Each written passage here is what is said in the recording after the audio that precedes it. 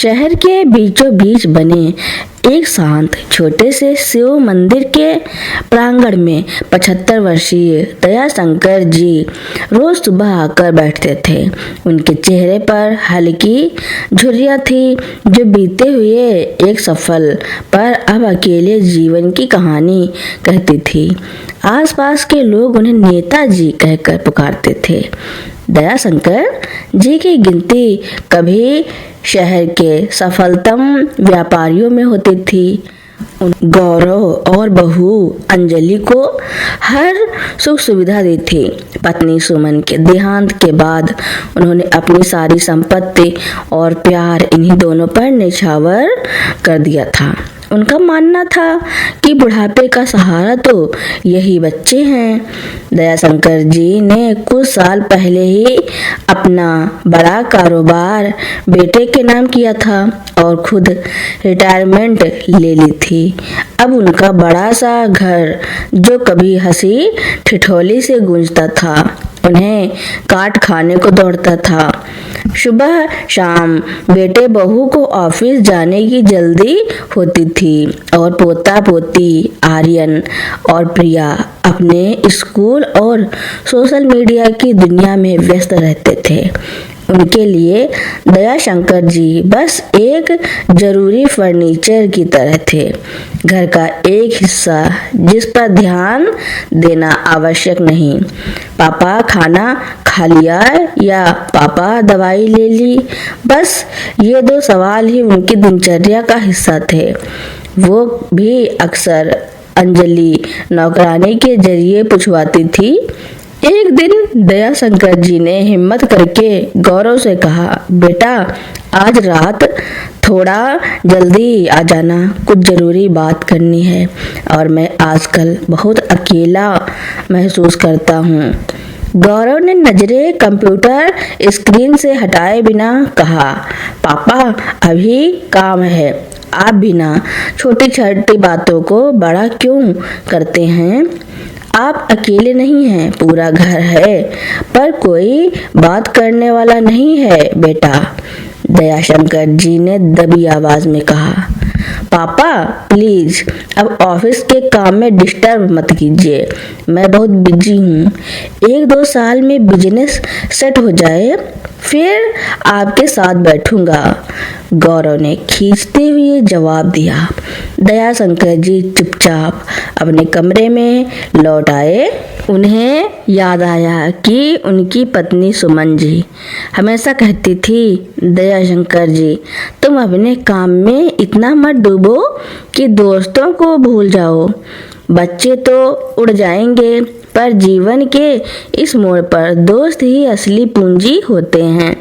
तब उन्होंने पत्नी की बात अनसुनी कर दी थी। आज उन्हें अपनी गलती का एहसास हो रहा था। मंदिर के प्रांगण में बैठे दयाशंकर जी उदास थे। तभी उन्होंने देखा कि एक अधेड़ उम्र की महिला श्रीमती कमला देवी बड़ी मुश्किल से भारी बाल्टी उठाकर तुलसी के पौधे को पानी दे रही हैं।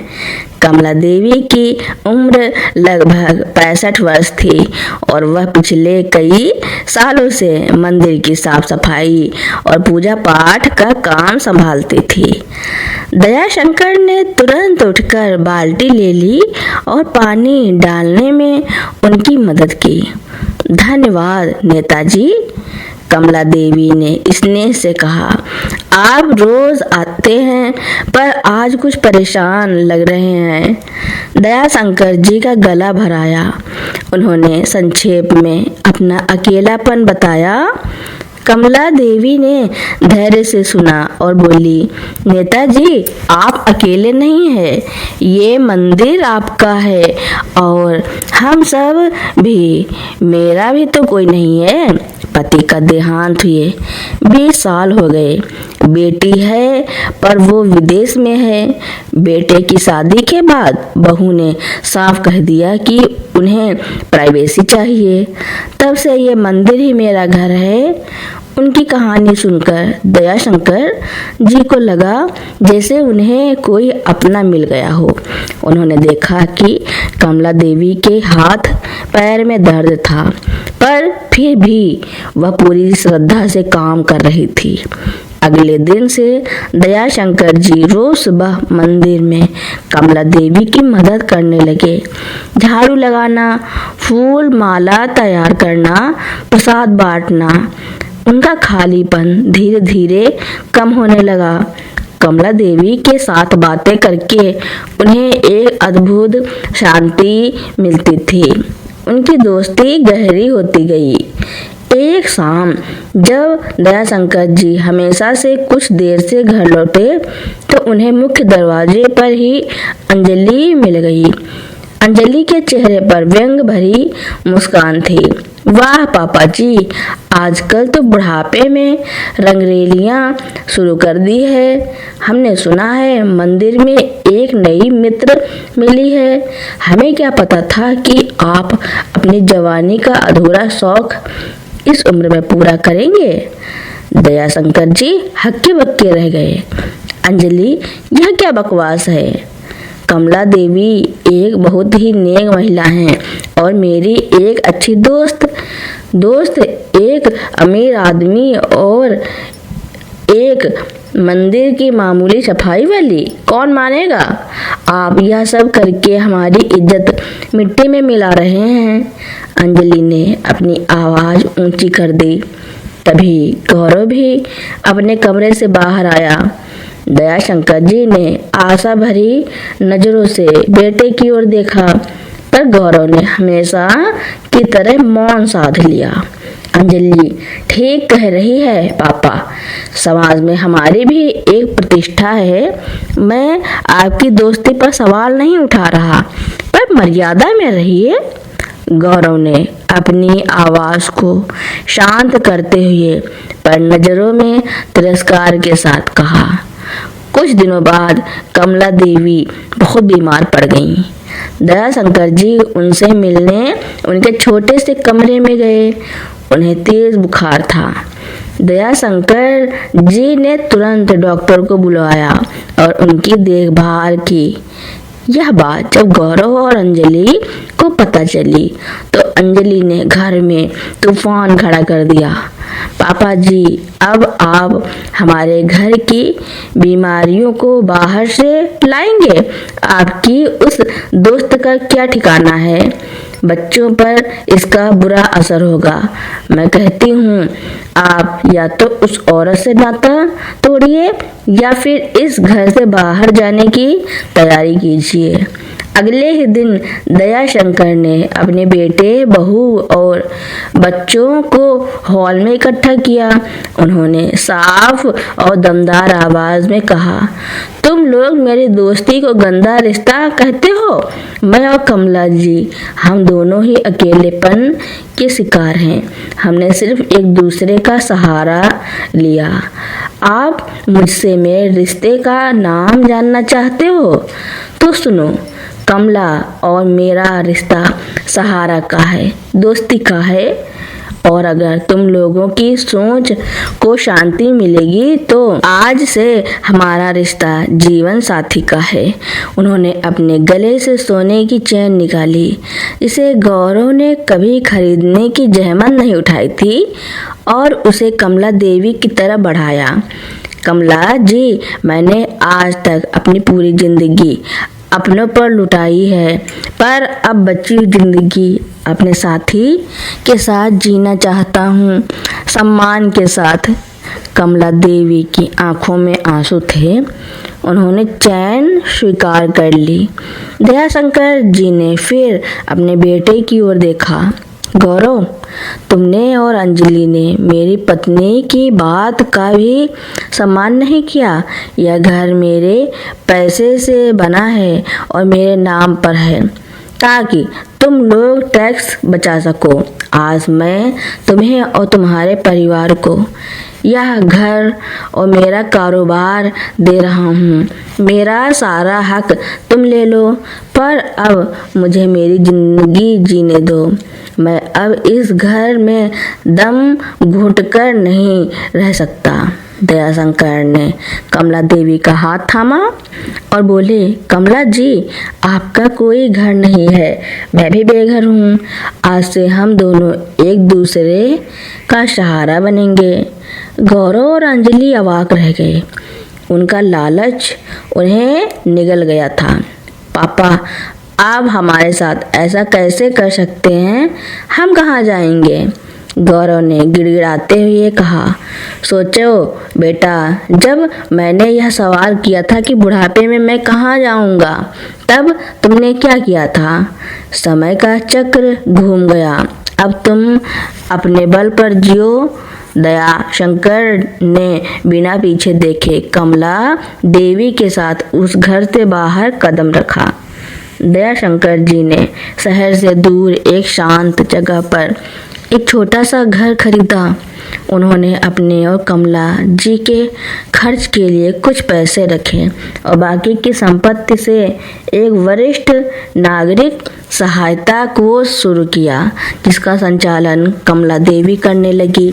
यह कोष उन अकेले बुजुर्गों की मदद करता था जिन्हें अपने बच्चों ने अकेला छोड़ दिया था। एक दिन दयाशंकर और कमला देवी अपनी नई जिंदगी के सुकून भरे पल जी रहे थे।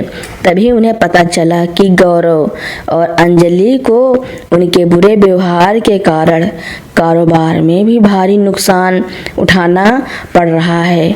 उन्हें एहसास हुआ कि जब तक आप बड़ों का सम्मान नहीं करते, तब तक लक्ष्मी और सुख आपके घर में नहीं टिकते।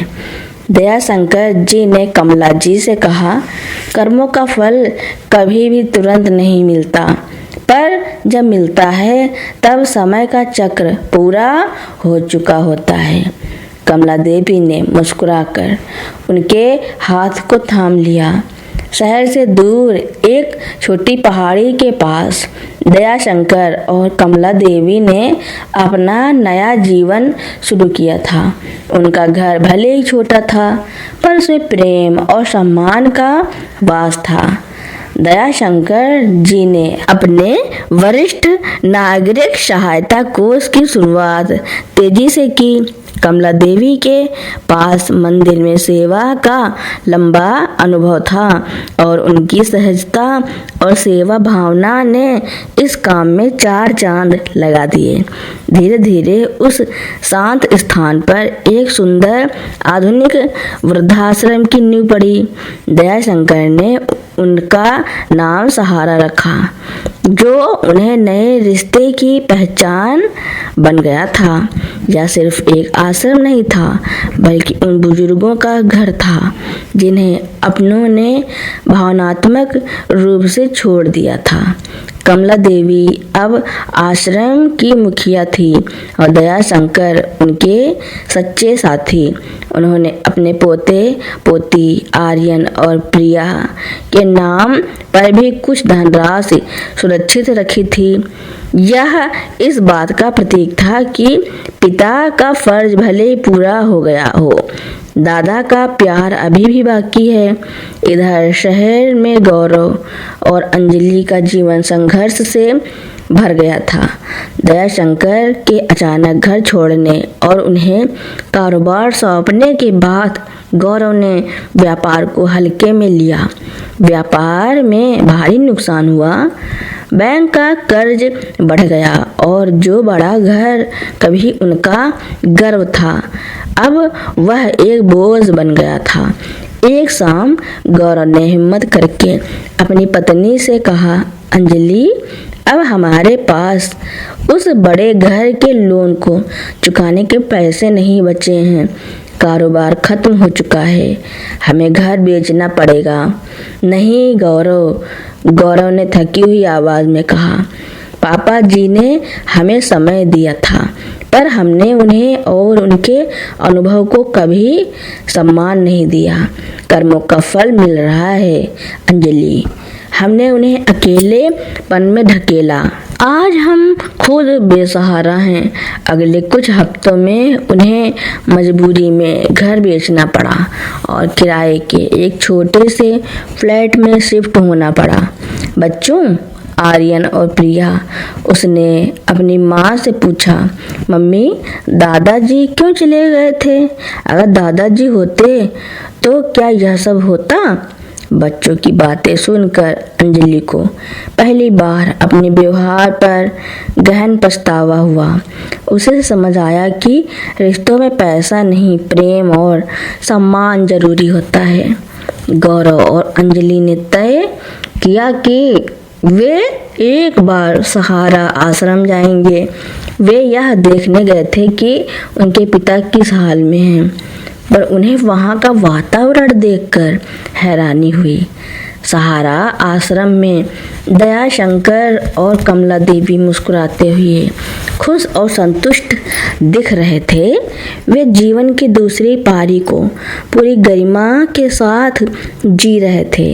गौरव अपने पिता के पास गया। उसने अपने पिता के पैर छुए। पापा, हमें माफ कर दीजिए, हम अपनी गलतियों का फल भुगत रहे हैं। दयाशंकर ने उसे उठाया। उनके चेहरे पर कोई क्रोध नहीं था, केवल शांति और करुणा थी। बेटा, मैंने तुम्हें माफ कर दिया है, पर याद रखो, समय का चक्र हमेशा घूमता है। इस आश्रम में काम करने वालों की जरूरत है। अगर तुम दोनों चाहो तो इसके प्रबंधन में मेरी मदद कर सकते हो। अंजलि और गौरव ने तुरंत हाँ कर दी। उन्हें अपने जीवन की नई शुरुआत दिख रही थी, जहां उन्हें धन नहीं बल्कि मानवीय मूल्यों को कमाने का मौका मिलेगा। दयाशंकर और कमला देवी ने उन्हें प्रेम से स्वीकार कर लिया। वह पल आश्रम के लिए एक नई सुबह लेकर आया, एक ऐसी सुबह जहां परिवार टूटते नहीं बल्कि मानवता के धागे से फिर से जुड़ते हैं। गौरव और अंजलि ने सहारा वृद्धाश्रम में अपनी नई भूमिकाएं स्वीकार कर ली। उन्हें अब बुजुर्गों की जरूरतों का ध्यान रखना, सादगी से रहना और जमीन से जुड़कर काम करना पड़ रहा था। धीरे धीरे उनके व्यवहार से अहंकार दूर होता गया और विनम्रता ने जगह ले ली। कमला देवी ने कभी भी अंजलि को उनके बुरे व्यवहार के लिए ताना नहीं मारा, बल्कि उसे बेटी की तरह काम सिखाया। एक शाम अंजलि ने कमला देवी के पैर छूकर कहा, माँ, मुझे माफ कर दीजिए। आपने हमें माफ करके इस आश्रम में काम करने का मौका दिया। यही सबसे बड़ा कर्मों का फल है। कमला देवी ने स्नेह से उसके सिर पर हाथ रखा। बेटी, जिंदगी में सबसे बड़ा धर्म है माफ करना और आगे बढ़ना। अब तुम समझदार बनो, यही मेरे लिए काफी है। बच्चों आर्यन और प्रिया पर भी इस परिवर्तन का गहरा असर पड़ा। उन्हें अब दादा दादी के साथ समय बिताने का मौका मिलता था। कुछ वर्षों बाद सहारा आश्रम एक मॉडल संस्थान बन गया। दयाशंकर जी ने एक सादे समारोह में गौरव और अंजलि को आश्रम का पूर्णकालिक जिम्मा सौंप दिया। उन्होंने कहा, मुझे खुशी है कि तुमने इस जिम्मेदारी को पूरी ईमानदारी से संभाला है। उन्होंने अपनी बची हुई संपत्ति का एक हिस्सा आश्रम के नाम किया और बाकी हिस्सा आर्यन और प्रिया के नाम इस शर्त पर किया कि वे हमेशा मानवीय मूल्यों को प्राथमिकता देंगे। दयाशंकर जी और कमला देवी ने एक दूसरे का हाथ थामा। उनका जीवन अब पूर्णतः की एक शांत नदी जैसा था। उन्हें अब कोई गिला शिकवा नहीं था। वे जानते थे कि प्रेम, सम्मान और सद्भाव ही सबसे बड़ी पूंजी होती है।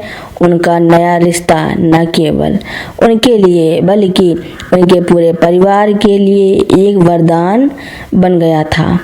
दयाशंकर जी और कमला देवी ने आश्रम का जिम्मा गौरव और अंजलि को सौंप दिया था, पर वे अभी भी सहारा के संरक्षक थे।